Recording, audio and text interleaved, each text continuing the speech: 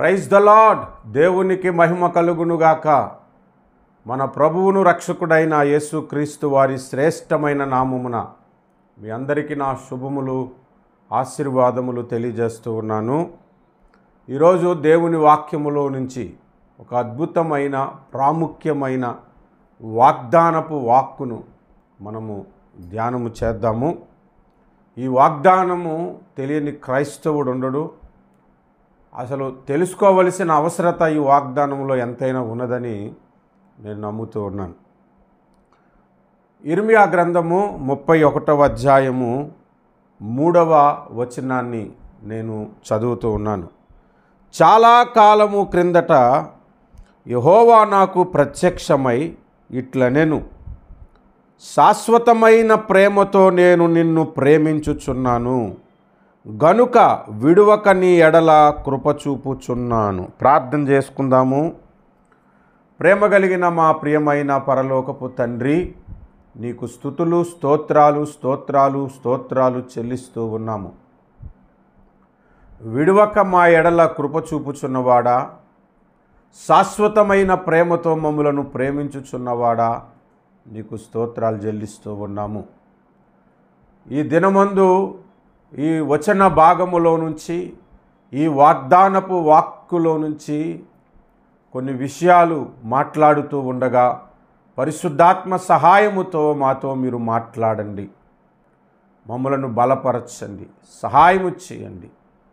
దైవ స్వరమును మాకు వినిపింపజేసి మమ్మలను బలపరచమని యేసుక్రీస్తు శ్రేష్టమైన నామమున ప్రార్థన చేస్తున్నాము పరమ తండ్రి. ఆమేన్. ప్రభునందు ప్రియులారా, ఇర్మియాకు చాలా కాలము క్రిందట ప్రత్యక్షమై ఇలాగూ చెప్పాడని రాయబడి ఉంది. ఇర్మియాకు చెప్పబడిన మాట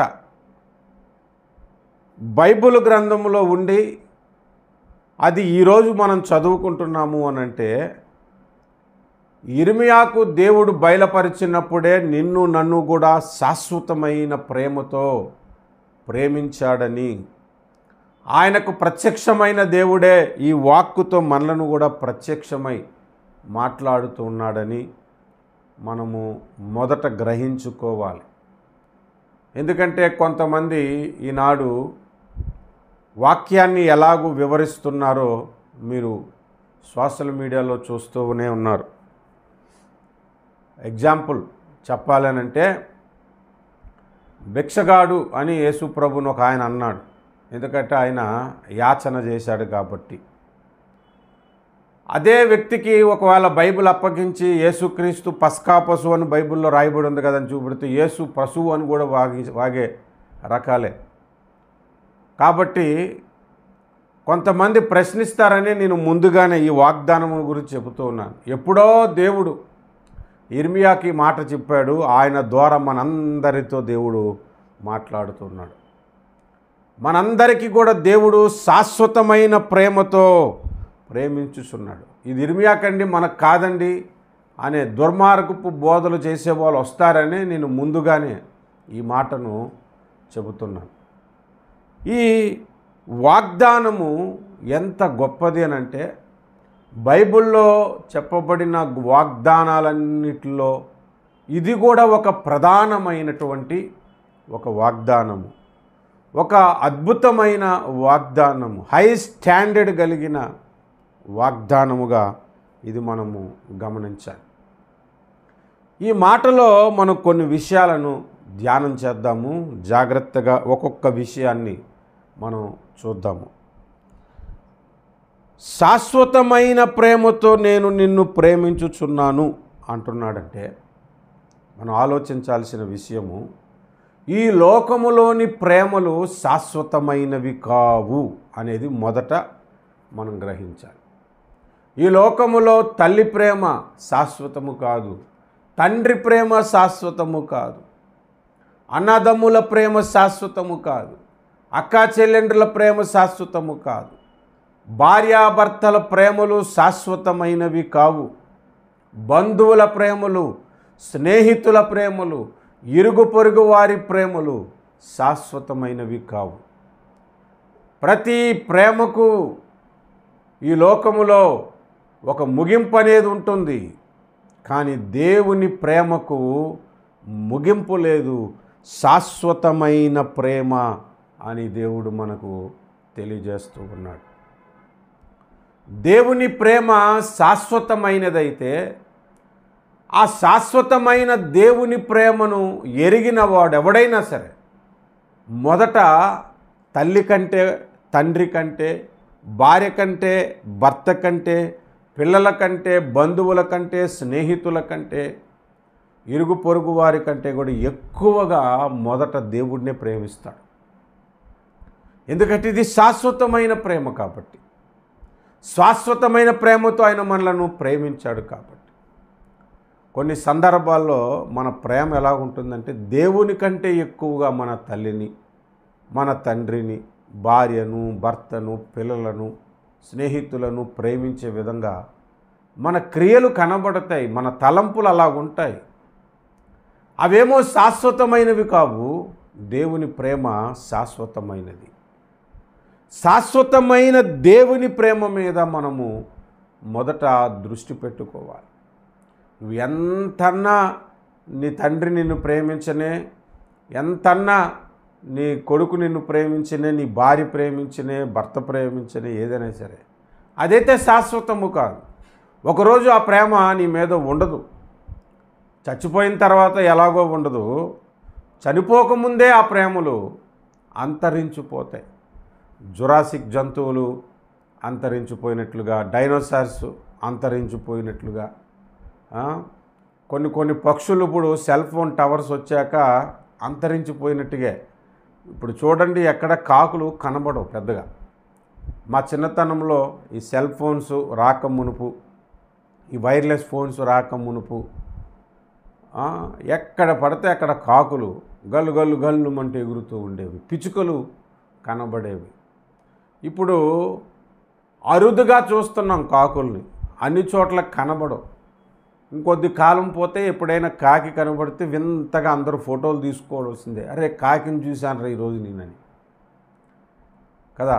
అలాగా కొన్ని పక్షులు అంతరించిపోయాయి, కొన్ని రకాల జంతువులు అంతరించిపోయాయి. అలాగే ఈ ప్రేమ కూడా ఒకరోజు బ్రతుకుంటుండగానే ఈ లోక ప్రేమలు అంతరించిపోతాయి. అంతము వరకు ఏ ప్రేమ మనతో రాదు. శాశ్వతముగా మనతో ఉండే ప్రేమ దేవుని ప్రేమ.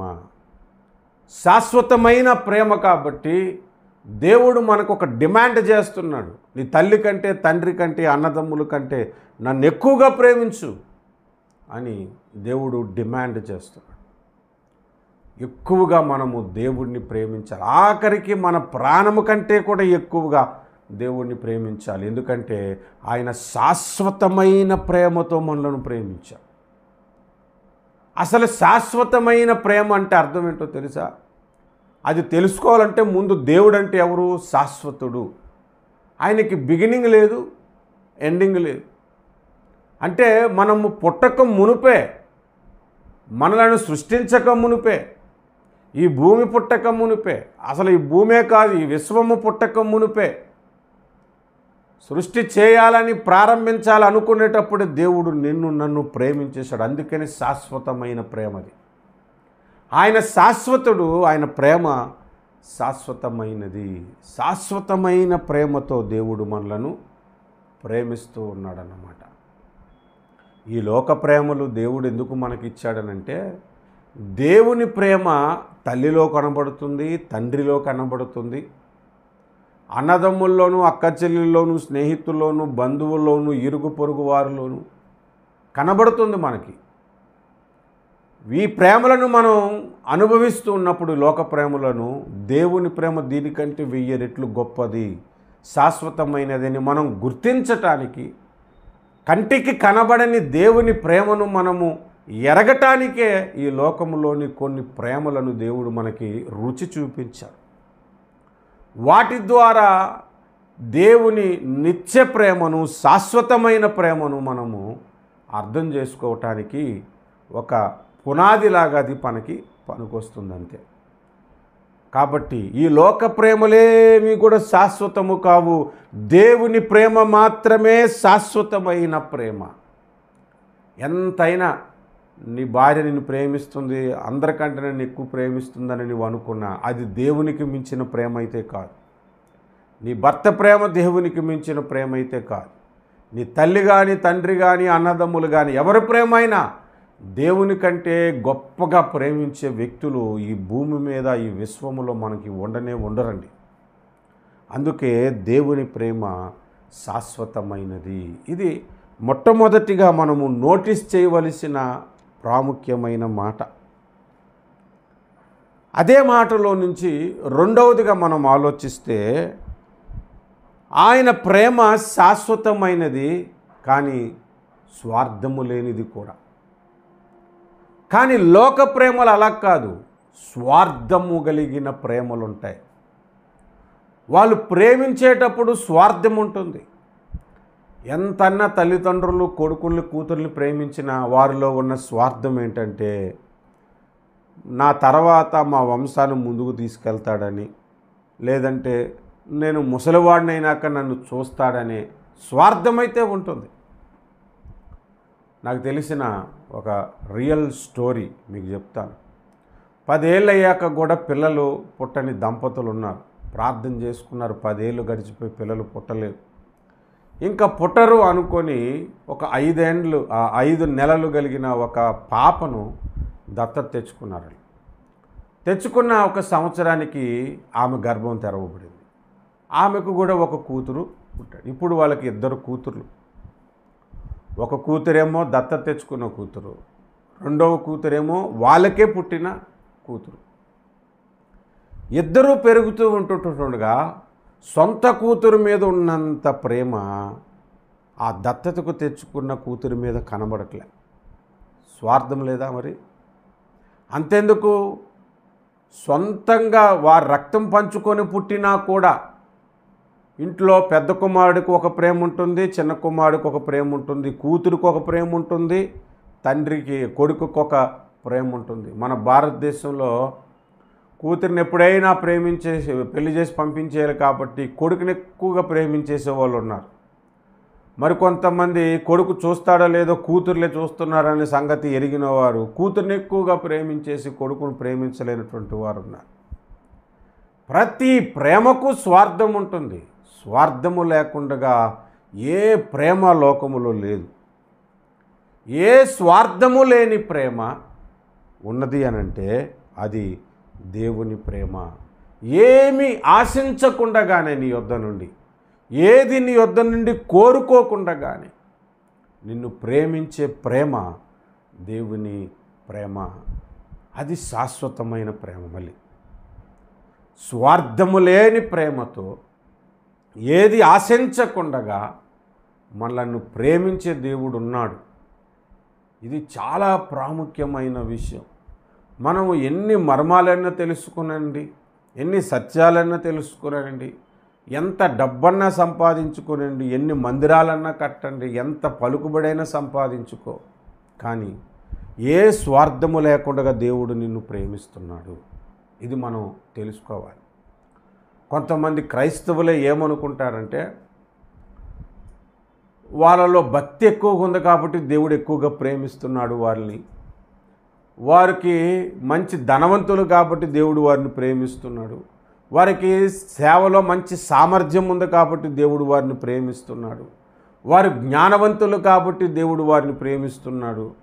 మనకు అంత జ్ఞానము లేదు, అంత ప్రార్థన లేదు, అంత భక్తి లేదు, అంత ధనము లేదు అని బయటికి నోటితో చెప్పకపోయినా హృదయములో ఆ తలంపుతో ఉండే క్రైస్తవులు ఉంటారు. ఈరోజు దేవుడు మనతో మాట్లాడుతున్న మాట్లాడంటే, నీ ప్రార్థనా జీవితమును బట్టి దేవుడు నిన్ను ప్రేమించటలే, నీకున్న విశ్వాసమును బట్టి దేవుడు నిన్ను ప్రేమించటలేదు, నీకున్న బలమును బట్టి, ఖ్యాతిని బట్టి, పలుకుబడిని బట్టి, సామర్థ్యమును బట్టి దేవుడు నిన్ను ప్రేమించటలేదు. నువ్వు బలహీనుడు అని ఎరిగే, ప్రార్థన లేని జీవితము కలిగిన వాడవని ఎరిగే, జ్ఞానము లేని వాడవని ఎరిగే దేవుడు నిన్ను ప్రేమించటం మొదలుపెట్టాడు. దేవుడు నిన్ను ప్రేమించటం స్టార్ట్ చేశాడు. స్వార్థము లేని ప్రేమ దేవుని ప్రేమ. ఇది ఎంత గొప్పదండి. ఎంత ప్రియుడు ప్రేమించినా ప్రియురాలు ప్రేమించినా స్వార్థం ఉంటుంది. ఏదో కోరుకొని ఏదో స్వలాభముతోనే ప్రేమిస్తారు, కానీ ఏమీ ఆశించకుండగా ప్రేమించే ప్రేమ దేవుని ప్రేమ. ఇది రెండవదిగా మనం నేర్చుకోవలసిన ప్రాముఖ్యమైన విషయం. మూడవది మనం ఆలోచిస్తే హేతువు లేకయే ప్రేమించాడు.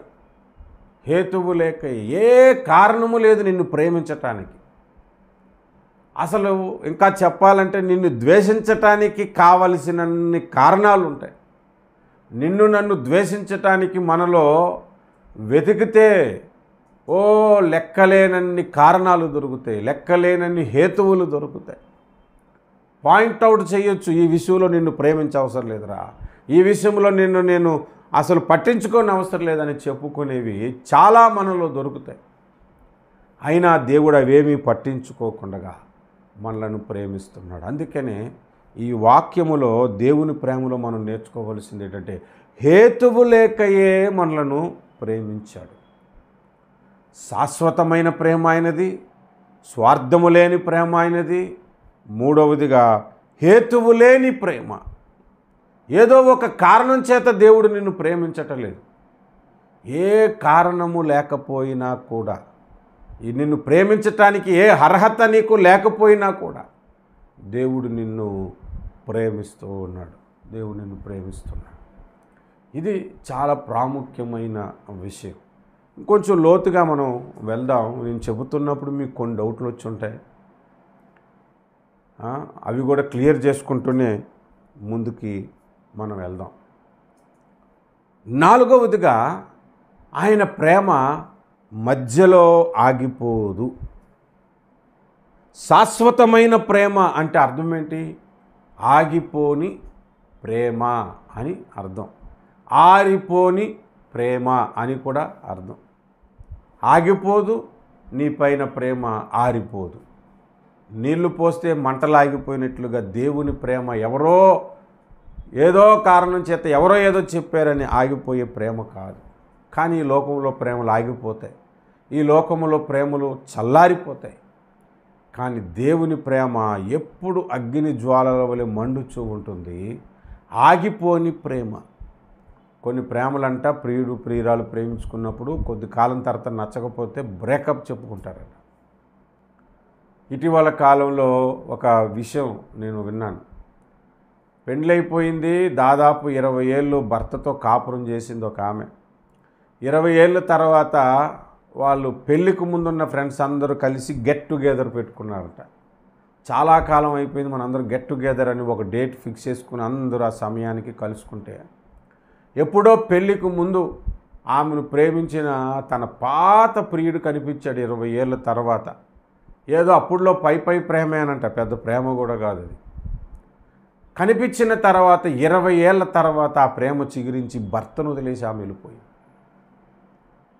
అంటే భర్తతో పొందుకున్న ప్రేమ అంతా మర్చిపోయింది. భర్త మీద ఉన్న ప్రేమ ఈమెకి ఆగిపోయింది.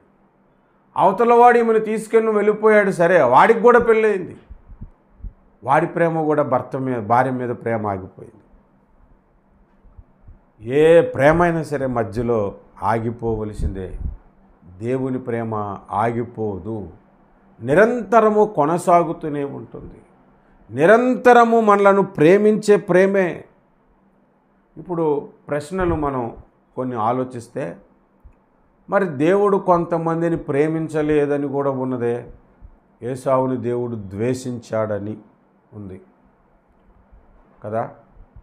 దేవుడు కొందరి ప్రేమను విషయం మాట్లాడుతున్నాడు. ఏసావుని ఎందుకు ద్వేషించాడు అని అంటే, అసలు దేవుని ప్రణాళికలో పుట్టిన వ్యక్తి కాడు ఆయన మొదట. సో అంత లోతుగా మనం వెళ్ళిపోవద్దు, అంత లోతుగా మనం ధ్యానించొద్దు. ఏసావుని దేవుడు ప్రేమించటానికి గల కారణం ఏంటంటే, దేవుడు ఎంత ప్రేమిస్తున్నా ఆయన ప్రేమ నాకు వద్దనుకునే మనస్సు కొంతమందికి ఉంటుంది. అట్లాంటి వాళ్ళకి దేవుని శాశ్వత ప్రేమ వాళ్ళు పొందుకోలేరు. దేవుని ద్వేషమే వాళ్ళు పొందుకుంటారు. ఇంకొకటి మనం ఆలోచిద్దాం. దేవుని ప్రేమ ఆగిపోదని అన్నాం కదా. కానీ ఆగిపోయే పరిస్థితులు వస్తాయి. ఎప్పుడు వస్తాయి అని అంటే ఒక మాట మనం జ్ఞాపకం చేసుకుందాం బైబిల్లో నుంచి. యోహాను సువార్త 15వ అధ్యాయము 9వ వచనము.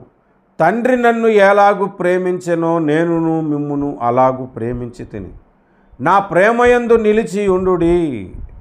10వ వచనంలో కూడా అదే మాట మనకు రిపీట్ అవుతుంది. నా ప్రేమయందు నిలిచి ఉండుడి అనే మాట కనబడుతుంది.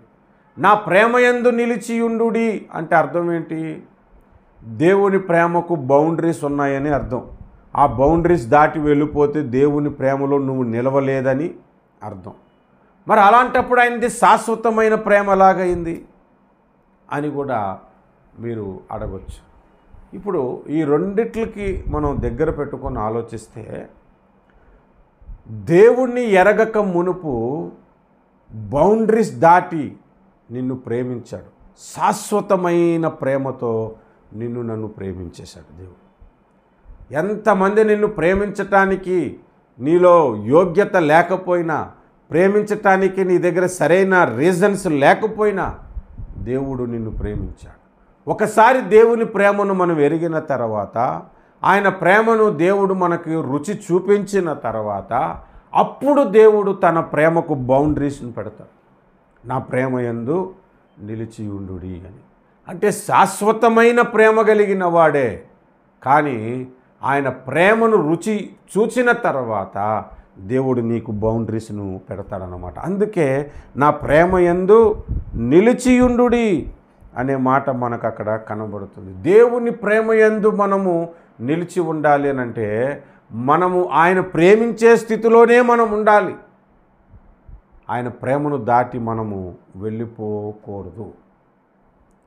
ఇది మనం గమనించాలి. ఇస్కరియోతు యోధ దేవుని ప్రేమలో ఒకప్పుడు ఉన్నాడు, దేవుడు ప్రేమించే స్థితిలోనే ఉన్నాడు, కానీ అది దాటి వెళ్ళిపోయాడు.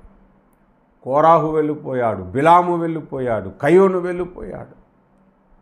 చాలామంది ఆయన ప్రేమ దాటి వెళ్ళిపోయారు. ఒకప్పుడు శాశ్వతమైన ప్రేమతోనే దేవుడు ప్రేమించినప్పటికీ ఆయన ప్రేమ రుచి చూసిన తర్వాత దేవుడు బౌండరీస్ని ఏర్పాటు చేస్తాడు. ఆ బౌండరీస్ దాటి వెళ్ళిపోకుండా ఆ శాశ్వత ప్రేమను ఎప్పుడు పొందుకునేలాగా మనము ఆయన ప్రేమ యందు నిలిచి ఉండాలి. ఇది నాలుగవదిగా మనం నేర్చుకోవలసిన ప్రాముఖ్యమైన విషయం. మొట్టమొదటిగా ఆయన ప్రేమ శాశ్వతమైనది, లోక ప్రేమలు శాశ్వతమైనవి కావు. ఆయన ప్రేమ స్వార్థము లేనిది, లోక ప్రేమల్లో స్వార్థం ఉన్నదని. ఆయన ప్రేమ హేతువు లేక ప్రేమించింది. మూడవదిగా లోకములోని ప్రేమలు హేతువుతో ప్రేమిస్తారు. నాలుగవదిగా ఆయన ప్రేమకు బౌండరీస్ను దేవుడు ప్రేమ ఎరిగిన వారిని, ప్రేమ రుచి చూచిన వారికి ఏర్పాటు చేశాడు. నాలుగవది మనం చూస్తే ఇది ఒక వాగ్దానపు వాక్కు. ఇది అప్పుడప్పుడు జాన్వరి 1 లేదంటే కొన్ని సందర్భాల్లో ఈ వాగ్దానం మనకు వస్తుంది. శాశ్వతమైన ప్రేమతో నేను నిన్ను ప్రేమిస్తున్నాను. ఈ వాగ్దానానికి ఎక్స్పైరీ డేట్ ఉండదు. ఈ వాగ్దానానికి ఎక్స్పైరీ డేట్ ఉండదు. అసలు ఈ వాగ్దానమే కాదు, చాలా వాగ్దానాలకు ఎక్స్పైరీ డేట్ ఉండవు. కొన్ని వాగ్దానాలకు ఎక్స్పైరీ డేట్స్ ఉంటాయి. కొన్ని వాగ్దానాలు ఇంకా ఉపయోగం ఉండదు, అవసరం లేదు మనకి. నిన్ను స్వస్థపరచు యెహోవాను నేను అనే వాగ్దానము రోగిగా ఉన్నప్పుడే, రోగము తగ్గిపోయిన తర్వాత అవసరం లేదు. నిన్ను పరిశుద్ధపరచు యెహోవాను నేను అనే వాగ్దానము మనం అపవిత్రంగా ఉండేటప్పుడు ఉపయోగపడుతుంది. పరిశుద్ధులుగా దేవుడు చేసిన తర్వాత ఆ వాగ్దానంతో మనకి సంబంధం ఉండదు. మరలా మనం ఏదైనా పాపంలో పడిపోతే ఆ వాగ్దానాన్ని స్వతంత్రించుకోవడం తప్ప. శాశ్వతమైన ప్రేమతో నేను నిన్ను ప్రేమిస్తున్నాను అనే ఈ వాగ్దానం ఒకసారి స్వతంత్రించుకొని ఆయన బౌండరీస్లో ఉంటే ఇది ఎప్పటికీ ఎక్స్పైర్ అయిపోదు. నువ్వు పరలోకం వెళ్ళాక కూడా ఈ ప్రేమ నీ మీద ఉంటుంది. ఎక్స్పైర్ అవని ప్రేమ ఏదైనా ఉన్నది అంటే, వాగ్దానం ఏదైనా ఉన్నది అంటే అది ఇర్మియా గ్రంథము 31:3 వచనము. శాశ్వతమైన ప్రేమ. అసలు కొన్ని వాగ్దానాలు ఈ రోజుకి సంబంధించినవి ఉండవండి. ఈరోజు వాగ్దానం అని మనల్ని ఆదరించుకోవటానికి మనం పెట్టుకుంటాం తప్ప ఈ రోజుకే కాదు ఆ వాగ్దానం. ముందు రోజు పనికొస్తుంది, తర్వాత రోజు పనికొస్తుంది, 100 ఏళ్ళకు ముందు పనికొస్తుంది, 100 ఏళ్ళ తర్వాత కూడా కొన్ని వాగ్దానాలు పనికొస్తాయి. శాశ్వత కాలము నీకు ఉపయోగపడే వాగ్దానము ఈ వాగ్దానము, శాశ్వతమైన ప్రేమతో నేను నిన్ను ప్రేమించుచున్నాను అని. ఈ వాగ్దానం మనం స్వతంత్రించుకోవాలంటే ఆయన ప్రేమ పొందుకునే స్థితిలోనే, ఆ బౌండరీస్లోనే మనము ఉండాలి. శాశ్వతమైన వాగ్దానము, ఈ శాశ్వతమైన ప్రేమతో నేను నిన్ను ప్రేమిస్తున్నాననే వాగ్దానం. ఇది మనం నేర్చుకోవలసిన 5వ విషయం. 6వ విషయం మనం చూస్తే, ఈ వాగ్దానము నాకు అవసరం లేదు అనే వ్యక్తి భూమి మీద ఉండడేమో. ఎవరన్నా నాకు ఈ వాగ్దానం వద్దండి అనుకుంటే ఇంకా ఆడు మూర్ఖుడు. దేవుడు ఎంతగా నిన్ను ప్రేమిస్తూ ఉన్నా, నిన్ను వెంటాడుతూ ఉన్నా, నీ వెంటపడి నిన్ను ప్రేమిస్తున్నానని చెబుతున్నా, నాకు అవసరం లేదు నీ ప్రేమ అనుకుంటున్నాడంటే ఇక వాడు మూర్ఖులకే మూర్ఖుడై ఉంటున్నాడు. కాబట్టి ఈ వాగ్దానం నాకు అవసరం లేదన్న వాళ్ళు ఎవరైనా ఉంటారా? నిన్ను స్వస్థపరిచే యెహోవాను నేను అన్న వాగ్దానం నాకు అవసరం లేదు అనిపించే స్థితికి నేను రావచ్చు. ఇంకా కొన్ని వాగ్దానాలు మనకు అవసరం లేదు, కానీ ఈ వాగ్దానము పరలోకం వెళ్ళిపోయిన తర్వాత కూడా మనకు అవసరమైన వాగ్దానమే. ఈ వాగ్దానము నాకు అవసరం లేదు అనుకునే వ్యక్తి భూమి మీద ఉండకూడదు. అటువంటి శాశ్వతమైన వాగ్దానము, శాశ్వతమైన ప్రేమతో నేను నిన్ను ప్రేమించుచున్నాను అనే ఈ వాగ్దానం ఎంత గొప్ప వాగ్దానం అండి ఇది. ఈ వాగ్దానం ఏంటంటే, విడువక నీ ఎడల కృపచూపు వాగ్దానం. ఆయన కృప నిన్ను విడిచిపోకుండా ఉండాలి అని అంటే ఈ వాగ్దానాన్ని మనం స్వతంత్రించుకోవాలి. ఆయన ప్రేమించే స్థితిలోనే నీవు ఉంటూ, ఆ శాశ్వత ప్రేమను నువ్వు ఎప్పుడు అనుభవిస్తూ ఉంటే ఆయన కృప నిన్ను విడిచిపోదు, ఆయన కృప నిన్ను దాటిపోదు, ఆయన కృప నిన్ను విడువదు, ఎడబాయదు అంట. అంటే మీరు ఆలోచన చేయండి, విడువక ఎడబాయక కృప మనము పొందుకోవాలి అంటే ఆ శాశ్వతమైన ప్రేమతో నేను నిన్ను ప్రేమించుచున్నానన్న వాగ్దానము మనము స్వతంత్రించుకోవాలి. అది మనలో ఆ వాగ్దానానికి ఎప్పుడు ఎలిజిబుల్గానే మనం ఉండాలి. కొన్ని ఉద్యోగాలకు ఏజ్ లిమిట్ ఉంటుంది, కొన్ని దేశాలకు వెళ్ళటానికి ఏజ్ లిమిట్ ఉంటుంది, కానీ ఈ వాగ్దానానికి ఏజ్ లిమిట్ లేదు. ప్రతి ఒక్కరిని కూడా దేవుడు ప్రేమిస్తూనే ఉన్నాడు, కృప చూపుతూనే ఉన్నాడు. ఇంత అద్భుతమైన ఈ ప్రేమను మనం మిస్ కాకూడదు మన జీవితంలో. శాశ్వతమైన ప్రేమ ఆయనది. ఆయన బౌండరీస్లోనే ఉండి, ఆయన ప్రేమించే స్థితిలోనే మనం ఉండి, ఆ శాశ్వత ప్రేమను మనం ఎప్పుడూ స్వతంత్రించుకోవాలని దేవుడు ఆశిస్తున్నాడు. సర్వ మానవాళికి దేవుడు ఇస్తున్న ఈ వాగ్దానము ఇది ఒక ఇయర్కి సంబంధించింది కాదు, ఒక దినానికి సంబంధించినది కాదు, ఒక వ్యక్తికి సంబంధించినది కాదు. ఇది ఎక్స్పైర్ అవ్వనటువంటి వాగ్దానము, ఎప్పుడు నిరంతరము నీకు ఉపయోగపడే వాగ్దానము ఈ వాగ్దానము. కనుక శాశ్వతమైన దేవుని ప్రేమను మనము పొందుకుందాము. ప్రార్థన చేద్దాము. బైబిల్లో వాగ్దానాలు పట్టుకొని ప్రార్థన చేస్తాం కదా. మనకు అనారోగ్యం వచ్చినప్పుడు స్వస్థపరిచే యెహోవా అని వాగ్దానాన్ని జ్ఞాపకం చేసుకుంటాం. మనం పరిశుద్ధపరచబడటానికి పరిశుద్ధపరిచే యెహోవా అని జ్ఞాపకం చేసుకుంటాము. నన్ను చూచువాడా అని యెహోవా నిస్సి అని ఆయన వాగ్దానాన్ని జ్ఞాపకం చేసుకుంటాము. నన్ను ఆదరించువాడు, నన్ను కాపాడువాడని ఆయన వాగ్దానాన్ని జ్ఞాపకం చేసుకుంటాము. శాశ్వతమైన ప్రేమతో ప్రేమిస్తున్న, ఎక్స్పైరీ డేట్ లేనటువంటి ఈ వాగ్దానాన్ని మనం ఎందుకు జ్ఞాపకం చేసుకునకూడదు? ఈ వాగ్దానాన్ని బట్టి మనం ప్రార్థన చేద్దాం. ప్రార్థనకు ఏకీభవించండి. ప్రేమ కలిగిన మా ప్రియమైన తండ్రి, శాశ్వతమైన ప్రేమతో మమ్మలను ప్రేమిస్తున్నవాడా, ఈ శాశ్వతమైన ప్రేమ శాశ్వతముగా మేము పొందుకున్నట్లు నీ ప్రేమలో నిలిచి ఉండుటకు మాకు సహాయము చేయండి. ఈ శాశ్వతమైన ప్రేమలో నీ కృప సమృద్ధిగా మాకు దొరుకుతుంది నాయన. మీరు మమ్మను విడువక ఎడబాయక నిత్యము కృప చూపుతూనే ఉన్నారు కనుక ఈ వాగ్దానమును మేము ప్రార్థన ద్వారా స్వతంత్రించుకుంటున్నాము. ఈ వాగ్దానము మేము స్వతంత్రించుకుంటున్నాం ప్రభా. శాశ్వతమైన మీ ప్రేమను మేము పొందుకుంటూ మేము ముందుకు కొనసాగటానికి సహాయం చేయండి. నిరంతరం ఈ వాగ్దానము మాలో నాయనా ఉండిపోయినట్లుగా స్వతంత్రించుకున్నట్లుగా మీరు కృప చూపించమని ప్రార్థిస్తూ ఉన్నాను. సహాయం చేయండి.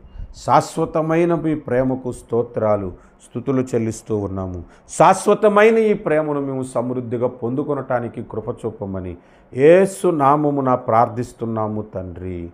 ఆమేన్. Please subscribe to our channel, press the notification button and like our videos. Thank you for watching.